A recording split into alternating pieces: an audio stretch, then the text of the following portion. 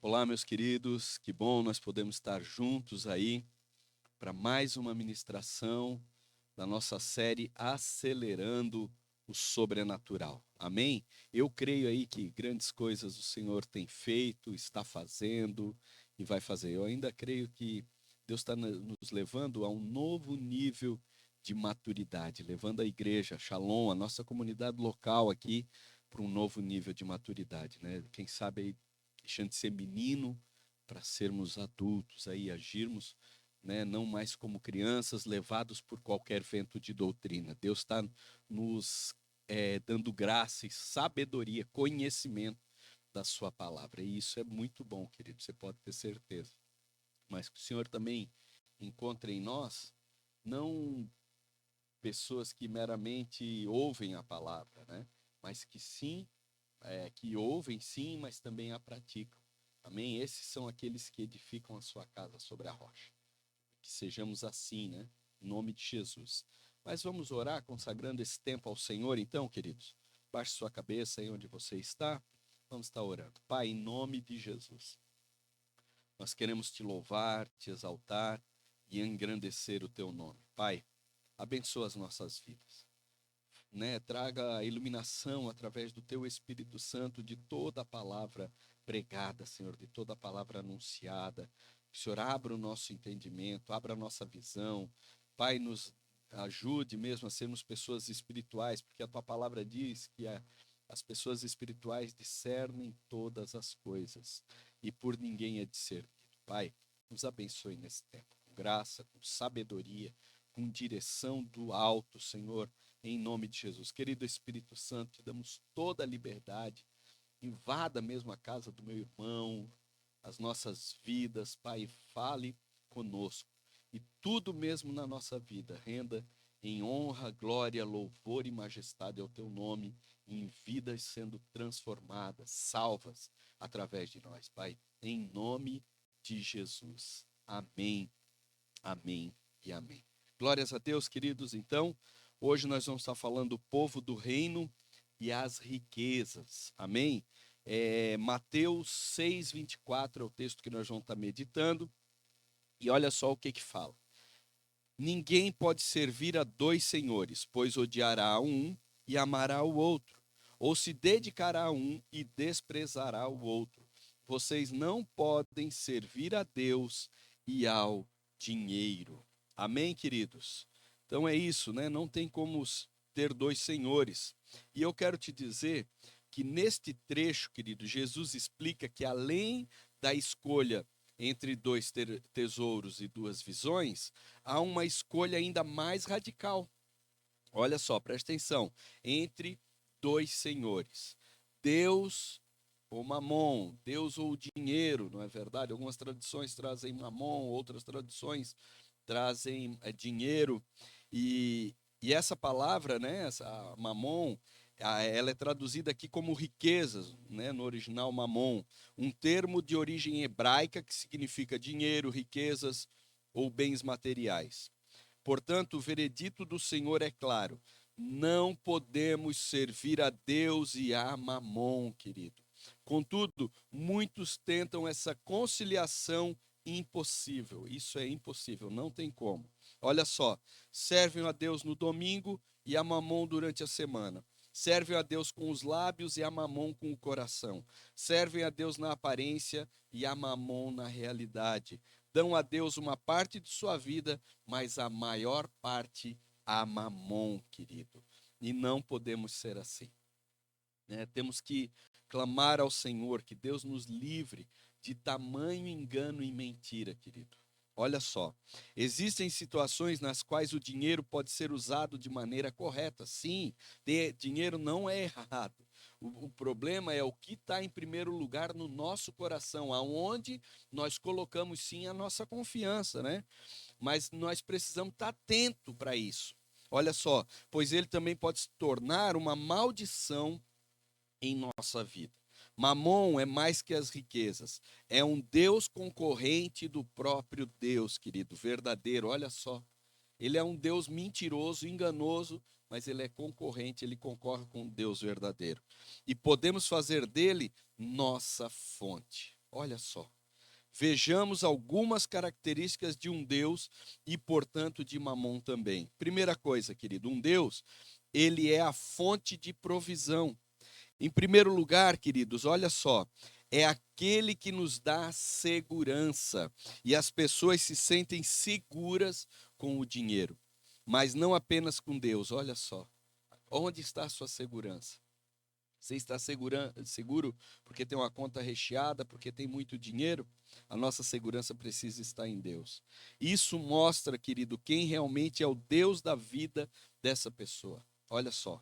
Se tiverem dinheiro, sentem-se seguras. Mas se precisarem depender de Deus pela fé, ficam completamente ansiosas. B, querido, exige consagração. Olha só.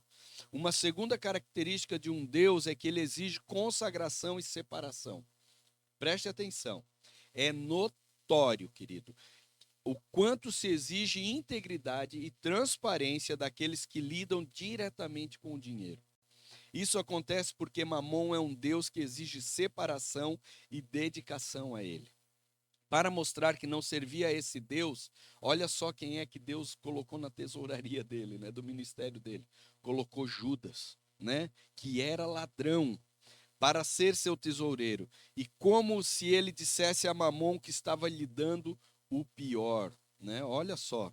C, querido, exige honra. Olha só, um Deus sempre exige o melhor e com Mamon não é diferente.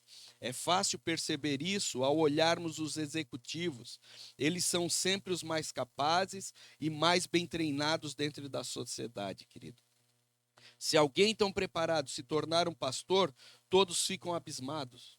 Ai, meu Deus, como é que pode? Tem tanta capacidade para estar ganhando dinheiro, para estar fazendo a vida. Como é que ele pode largar tudo para ir para o ministério, para ser pastor? Como é que pode para ganhar menos? Quantas vezes a gente escuta essas coisas, querido? Se mandarmos alguém se preparar tanto para servir a Deus, as pessoas ficam escandalizadas, mas todos acham normal que os melhores sirvam a Mamon. Um Deus também determina o valor das coisas. Olha só, querido. Assim, no reino de Mamon, aqueles que têm dinheiro sentem que têm valor. Caso contrário, se sentem sem importância.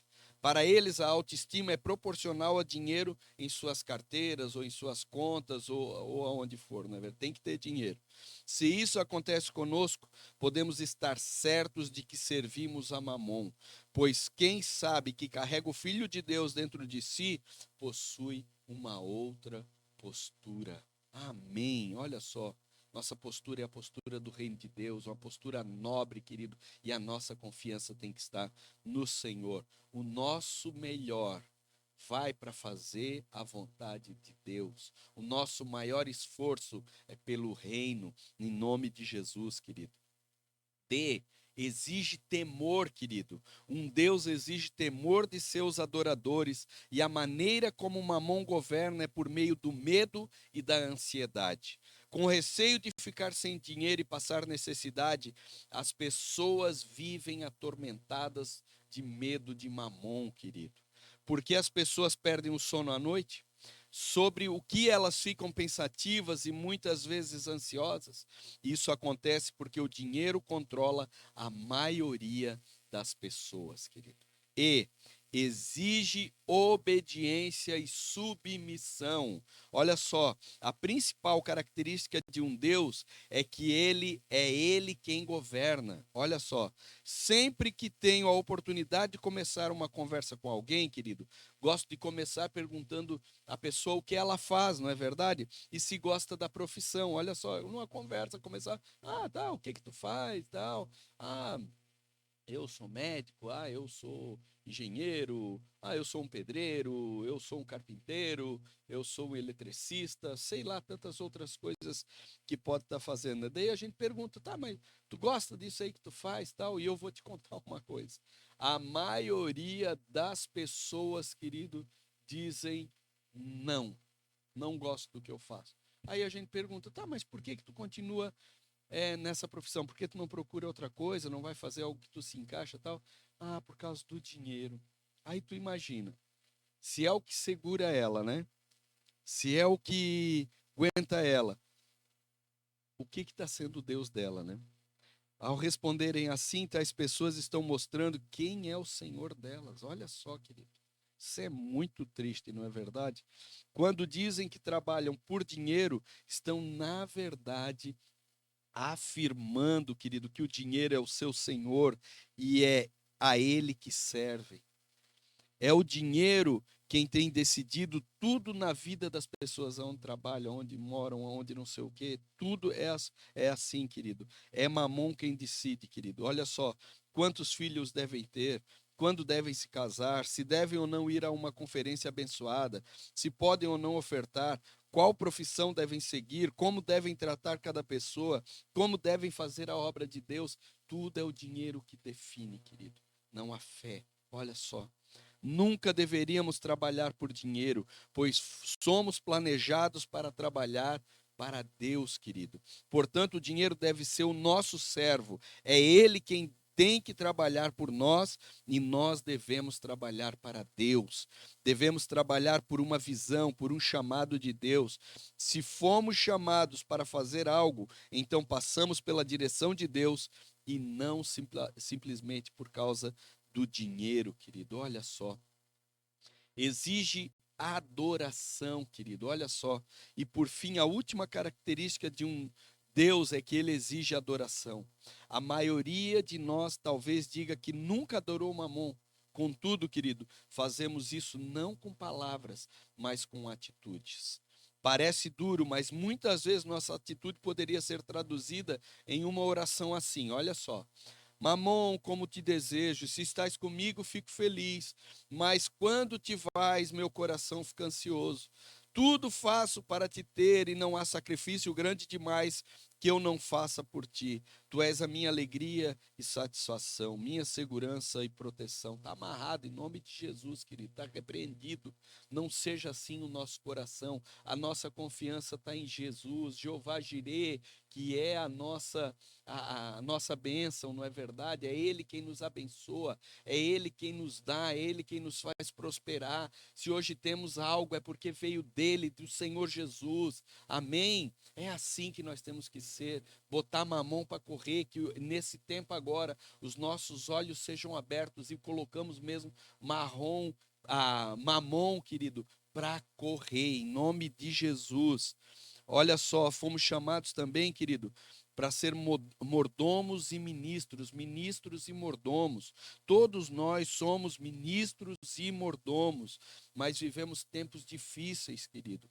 É muito comum ligarmos à TV e vermos um pregador dizendo às pessoas que, se elas se tornarem cristãs e plantarem uma semente financeira, prosperarão por causa da bênção de Deus. Logo depois começa um outro programa e outro pregador diz que se alguém se tornar cristão, precisa renunciar a tudo que tem para que Deus possa abençoá-lo. Um fala sobre prosperidade, outro sobre pobreza, e ambos usam as escrituras como base, querido. Quem está certo? O que prega a prosperidade ou o que prega a renúncia a tudo? Prosperidade ou pobreza? O que é biblicamente correto? Com respeito ao assunto do dinheiro, existem basicamente três posições no meio evangélico. Letra A, olha só, presta atenção, a teologia da pobreza, querido. Aqueles que têm essa convicção desdenham das posses materiais. Eles não são materialistas e consideram as posses como um tipo de maldição. Seu texto favorito na palavra de Deus é Lucas 18, 22, no qual o Senhor mandou um jovem rico vender tudo o que tinha e dar aos pobres. Eles dizem que suas necessidades serão supridas se tiverem uma atitude de despreocupação, querido. Assim, não se preocupem em prosperar, porque buscam o reino de Deus em primeiro lugar. Tais pessoas acreditam que a pobreza é a vontade de Deus para a igreja hoje, que o reino é para os pobres e que os que se tornam pobres se apoderarão deles. Já estão mudando até os versículos, não é verdade? B, querido, teologia da prosperidade. O ponto de vista dos teólogos da prosperidade é que a prosperidade é uma recompensa para os justos, está entendendo? Os justos são recompensados. Eles consideram as posses uma bênção de Deus e sua escritura favorita é Lucas 6:38, que diz: dai e dar-se-vos-á. Amém? Basicamente segue o princípio da semeadura e colheita, ensinando que se temos uma necessidade, devemos semear e Deus nos suprirá em abundância. Seu conceito de prosperidade é que eles são os donos daquilo que possuem. Para eles, a pobreza não é a vontade de Deus. Antes, trata-se de uma maldição. São preocupados com o dinheiro e têm uma vida direcionada para consegui-los. Coisa só dessa vida aqui, né?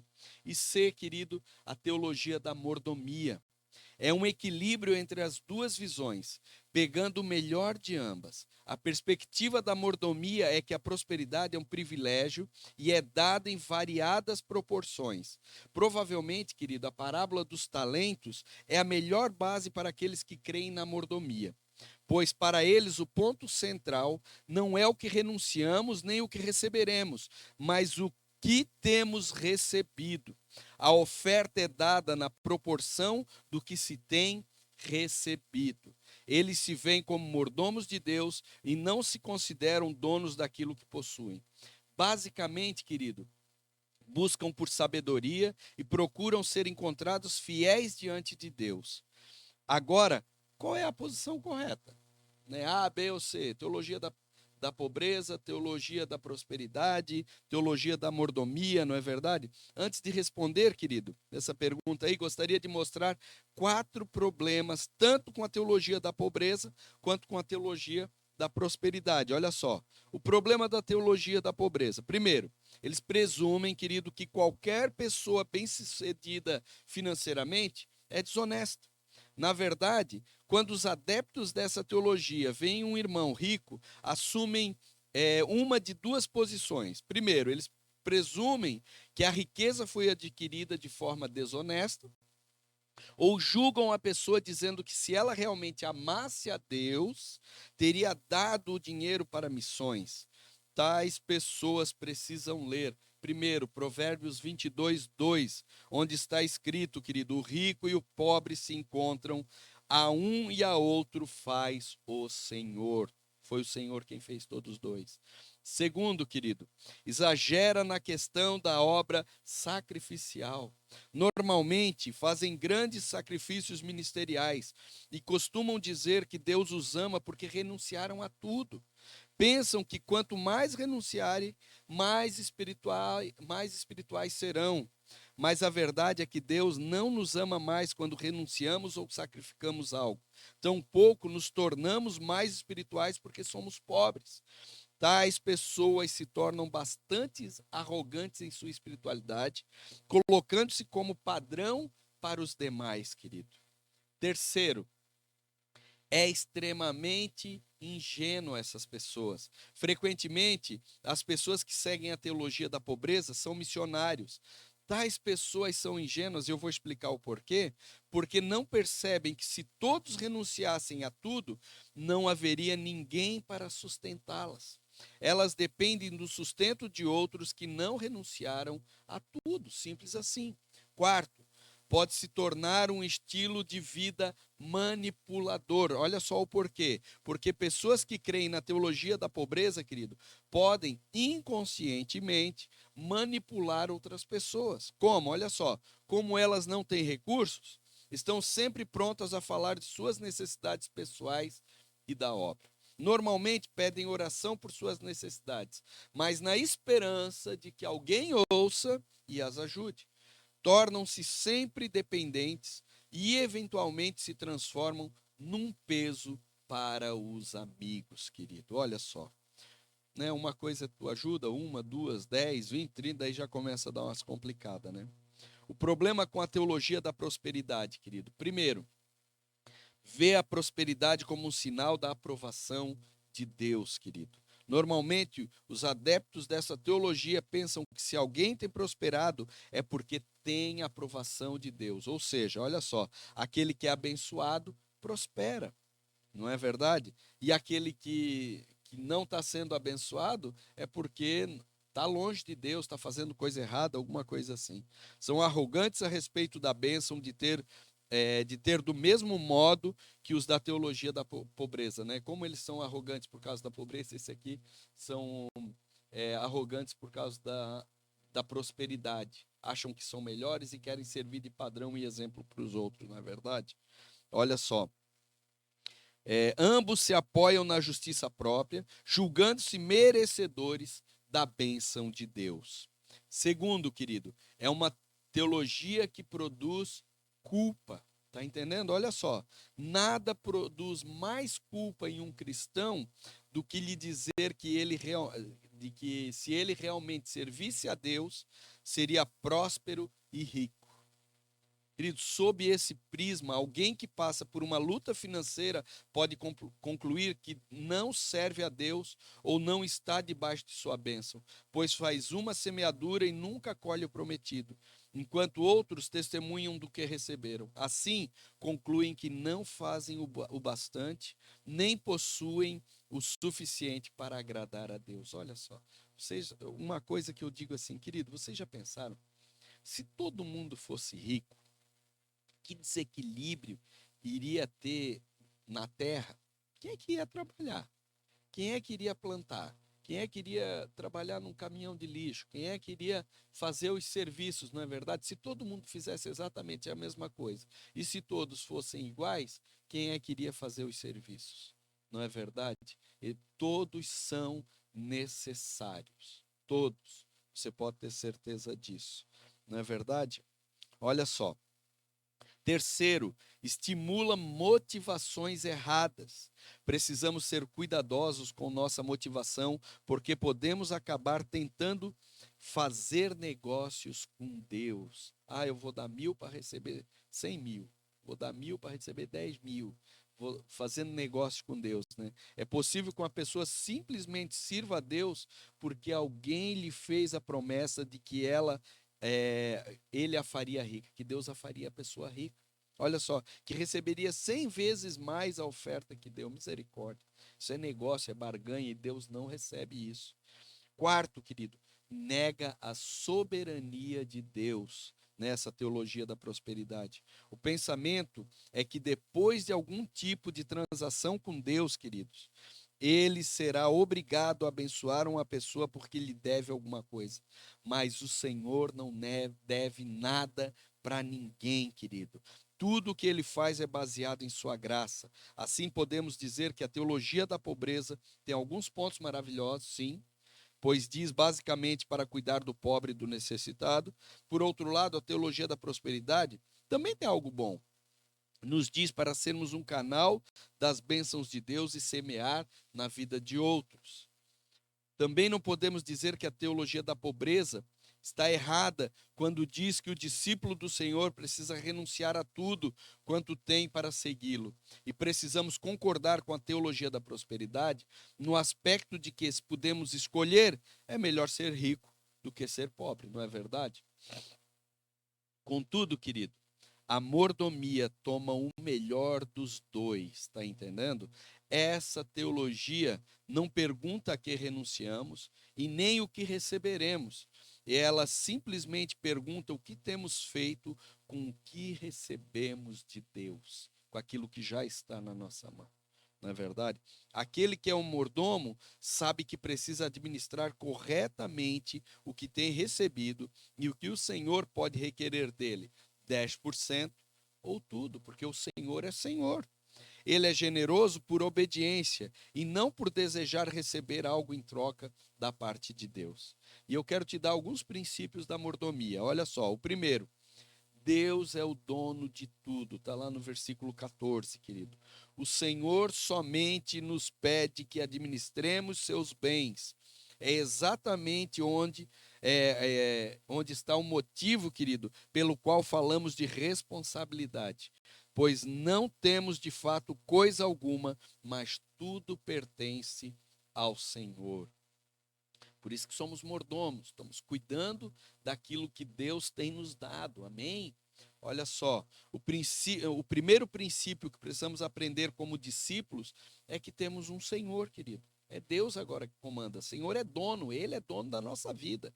Algo absolutamente vital para ser entendido quando tratamos da questão financeira. Sem submissão, nunca prosperaremos. Vou repetir isso. Eu quero que você entenda na sua mente, querido, que quando a gente faz isso, não é porque a gente quer mandar na sua vida, é porque a gente quer que a sua vida vá muito bem. Sem submissão a Deus e a sua palavra, querido, nunca prosperaremos, não adianta. A Bíblia afirma categoricamente que Deus é o dono de tudo. Está em Salmos 24:1. Do Senhor é a terra e tudo que nela existe, o mundo e os que nele vivem. É do Senhor, querido. A Bíblia revela até mesmo os itens específicos possuídos por Deus, como está escrito em várias passagens. Olha só, Levíticos 25:23 diz assim, ó: a terra não poderá ser vendida definitivamente, porque ela é minha e vocês são apenas estrangeiros e imigrantes. Ageu 2:8 diz assim, ó: tanto a prata quanto o ouro me pertence, declara o Senhor dos Exércitos. Salmos 50:10, querido, diz assim: pois todos os animais da floresta são meus, como são as cabeças de gado aos milhares nas colinas. Então, querido, olha só, preste atenção. A terra pertence ao Senhor, assim como o ouro, a prata, até os animais do campo. Deus é o Criador de todas as coisas e tudo Ele mantém pelo seu poder. Tudo é dele, Ele é soberano, Ele é o Criador, Ele é o dono de todas as coisas. Sabendo que Jesus, querido, é o Senhor, então devemos reconhecer que Ele é o dono de nossa vida, de nossa casa, de nossos filhos e de todos os nossos bens. Tudo pertence a Jesus, querido. Tudo que temos e somos pertence a Ele. Primeiro, porque foi Ele quem criou. Segundo, porque Ele, né? Olha só, foi Ele quem criou. Depois de ter criado, ainda comprou de volta pela redenção na cruz. Ele comprou, Jesus comprou. E como se tudo isso não bastasse, em terceiro lugar, tudo é dele, porque um dia lhe entregamos nossa vida, querido. Ele nos salvou e nós entregamos a nossa vida a ele. E dissemos: tu és o nosso Senhor. Lembre-se, Senhor é dono. Amém? Contudo, querido, não podemos nos esquecer de que prestaremos conta diante do Senhor daquilo que fizemos com o que é dele. O Senhor é o dono da nossa vida, e se quisermos ser cristãos vencedores e discípulos genuínos de Jesus, devemos transferir a Ele a posse, o domínio de tudo o que temos e somos. Querido, letra A, olha só, preste atenção. Deus tem o direito de fazer o que quiser com o que Ele tem nos dado. Olha só o que fala Jó 1:21. Saí nu do ventre da minha mãe e nu partirei. O Senhor deu, o Senhor levou, louvado seja o nome do Senhor. Amém? O proprietário, querido, tem o direito e o mordomo ou servo tem a responsabilidade. O proprietário define quanto deseja dar a cada um de seus servos, e os servos devem prestar contas ao seu senhor daquilo que tem recebido. Está entendendo? O servo, ele tem a responsabilidade, ele precisa prestar conta, não é verdade? Às vezes achamos que não é muito justo alguns receberem mais que outros, mas não devemos discutir com o Senhor, querido. Administramos aquilo que é dele, pode ter certeza. B, querido, recursos de Deus são para alcançar os propósitos dele. Amém? Mordomia é o uso dos recursos de Deus para o cumprimento de seus propósitos, querido. Deus nos deu recursos e precisamos usá-los para que seu propósito na terra seja alcançado. A teologia da pobreza, queridos, não tem para dar. A teologia da prosperidade dá para ganhar mais, mas os mordomos dão porque receberam de Deus e entendem o propósito dele. Olha só, querido, estão entendendo? Segundo, toda decisão financeira é uma decisão espiritual, entenda isso. Alguns imaginam que são submissos ao Senhor porque dão o dízimo. Olha só, evidentemente, devolver o dízimo é importante, mas não traduz completamente nossa submissão a Deus.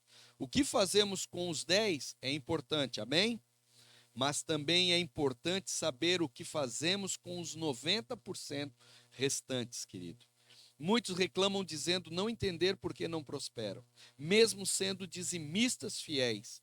Contudo, não se trata apenas do dízimo, mas do que se faz com o restante do que se ganha, querido. Alguns presumem que, pelo fato de terem entregado o dízimo, estão liberados para fazerem o que quiserem com o restante do dinheiro. A verdade, porém, é que o dízimo não é a única parte que pertence a Deus. Lembre-se, tudo é dele. Tudo, querido. Todo o nosso salário é do Senhor. Se temos casa, ela é de Deus. Assim como nosso carro, nossa vida, nossos filhos e demais coisas. Tudo pertence ao Senhor, querido. 100% do que ganhamos, e não apenas 10%, precisam ser gastos debaixo da direção de Deus. Porque, olha só, porque não pertence nada a nós. Olha só, tudo é dele. Ele nos dá a graça de nós podermos administrar esse dinheiro. Precisamos depender totalmente de Deus. E eu vou te dizer uma coisa: se nós fizéssemos isso, quantas cabeçadas nós iríamos ser livrados, queridos? Se nós dependêssemos mais de Deus, fosse para o Senhor: Senhor, eu estou com vontade de fazer isso. O que o Senhor acha? De repente o Senhor ia dizer: olha, vai conversar com os irmãos lá, conversa com alguns e tal, pede conselho. A palavra de Deus diz que na multidão de conselhos há sabedoria, mas a gente simplesmente vai, sai e gasta ao léu. Depois está todo endividado e ainda bota a culpa em Deus, não é verdade? Muitos estão atolados em dívidas porque acham que podem gastar o que sobrou após devolver o dízimo, como bem entender, sem orar e saber a vontade de Deus, querido. Obviamente, isso não significa que temos que dar 100% da nossa renda para a igreja, querido. Não estou falando isso, não é verdade? Deus quer que mantenhamos conosco, mas Ele deseja que sejamos mordomos fiéis. O dinheiro que julgamos ter, na verdade, pertence a Deus. Portanto, somos apenas mordomos, querido. Administradores que cuidam do que pertencem a Ele. O problema é quando lidamos com o dinheiro como se ele fosse nosso e não dependemos de Deus para nos dar direção na hora de gastar ou de investir. Não se pode disfarçar a mordomia, querido. Olha só. Nossa fatura de cartão revela o que realmente acreditamos sobre ela. Um crente pode fingir orar, ler a Bíblia e pode até fingir em seus relacionamentos, mas não consegue disfarçar sua generosidade no dar. Talvez isso, muitos sejam excessivamente sigilosos sobre as suas ofertas, tá entendendo? Né? Tem os dois extremos, né? Aquele que dá querendo mostrar, porque quer aparecer para os outros, não é verdade? E tem aqueles que, não vou falar nada, vou dar uma, para ninguém nem saber que na verdade não está dando é nada, né? Está dando uma esmola ali, na verdade. A maneira como lidamos com o dinheiro nessa terra determina se seremos ou não vencedores, querido. Em Mateus 25, vemos que a recompensa pelos que os servos fizeram aqui foi uma posição no reino. Se formos fiéis nas riquezas terrenas, ganharemos as riquezas celestiais, querido. Olha só, letra A. Dinheiro e bens são uma ferramenta eficiente que Deus usa em nossa vida. Deus procura ter nossa atenção e isso normalmente acontece quando passamos por uma crise financeira. É ou não? Pode olhar. Pode olhar, querido. A maioria das pessoas que vêm hoje para a igreja, né, que começam a buscar o Senhor, mas olha, a grande maioria são crises financeiras, né? Porque acaba daí por causa da situação financeira, o casamento está mal, o relacionamento com os filhos está mal e acaba tudo virando uma bola. Olha só. No meio da tribulação, alguns dizem que ela é um ataque do diabo, outros dizem que abriram uma brecha espiritual em sua vida, mas os mordomos perguntam o que o Senhor quer lhes ensinar com isso. Vocês estão entendendo? Tipo assim, quando é aquele. Quando a gente entende que somos mordomos, podemos passar tempos difíceis? Claro que sim, gente. Ninguém está livre disso, não é verdade? Mas quando ele vai para Deus e diz: Senhor, o que o Senhor quer me ensinar com essa situação? Né? Fala comigo, me mostra, Senhor, que eu quero mudar, me ajuda a mudar, não é verdade? Outra coisa, dinheiro e bens são bons testes. É um teste para nós saber se o Senhor pode nos confiar mais riqueza. É interessante que os servos que multiplicam os seus talentos receberam mais do Senhor. Ele, portanto, olha como lidamos com o dinheiro para nos confiar mais recursos. Eu tenho falado isso. Querido, o povo de Deus não prospera mais ainda, porque muitas vezes tem retido aquilo que Deus tem colocado nas suas mãos, tem gastado de qualquer jeito, não consultam ao Senhor e por causa disso não prosperam ainda mais. Além disso, querido, a forma como lidamos com o dinheiro hoje vai determinar o que receberemos do Senhor no reino. Olha só, John Maxwell, um escritor, conta que quando pastoreava em uma igreja local, um homem em sua igreja veio a ele com um problema financeiro. Aquele homem costumava ganhar 200 por semana e dava fielmente o dízimo de 20. Mas agora estava ganhando 10 vezes mais que isso e estava tendo problemas para conseguir dar o dízimo correspondente. Além disso, não lhe parecia justo dar tanto, enquanto a maioria dava um valor que nem sequer chegava perto disso.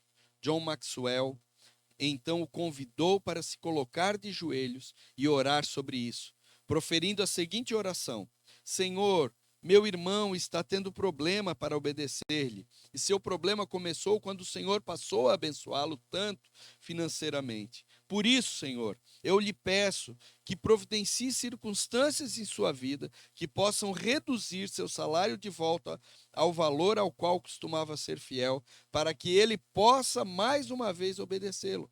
Ao ouvir isso, o homem deu um pulo e disse: Oh, não, meu Deus do céu, não, eu posso dar o dízimo, eu consigo dizimar. Olha só, não é verdade? E tudo é a intenção do coração, a motivação do nosso coração, não é verdade? Você dá lugar ao diabo, dá lugar à ganância, não é verdade? C, querido, dinheiros e bens são uma forma eficiente de testemunho. Não somos conhecidos como cristãos por causa da nossa pobreza ou de nossa prosperidade, mas pela nossa atitude com relação ao dinheiro, querido. Se formos generosos e amorosos, o avarentos e gananciosos testemunhará a respeito de nossa realidade espiritual. Ou uma conduta ou outra conduta vai dar a realidade da nossa condição espiritual. Terceiro, querido, a quantidade não é o mais importante. Não importa quantos talentos temos, se muitos ou poucos, o que Deus olha é como lidamos com o que temos recebido. Tanto que o que tinha 5 como o que tinha 2 dobraram seus talentos, amém? Né, na parábola dos talentos. Se foram igualmente, e pode ver, ó, eles dobraram, um tinha 2, outro tinha 5, um tinha 5, outro tinha 2, na verdade. Eles dobraram, né? Mas igualmente todos os dois foram elogiados pelo Senhor e considerados fiéis. Algumas vezes, aqueles que receberam menos são os mais testados e se desculpam dizendo que não tenham o suficiente. Olha só, o rico não dá porque pensa que o valor é alto demais, e o pobre não dá porque pensa que vai lhe faltar. Deus olha a fidelidade e não o valor, querido. Precisamos ser fiéis a Deus. Quarto, querido, a mordomia requer ação. Amém? Olha só, algumas pessoas costumam dizer que mordomia é mais que dinheiro e que ofertam quando dão seu tempo e seus talentos. Contudo, há um conceito que devemos guardar, queridos. Olha só, presta atenção, e guardar muito bem guardado. Mordomia é sim mais do que dinheiro, é verdade. Só que é o seguinte: é mais do que dinheiro, mas também não é menos. Vocês estão entendendo? Servir a Deus implica mais do que dar dinheiro, mas nunca menos. Amém?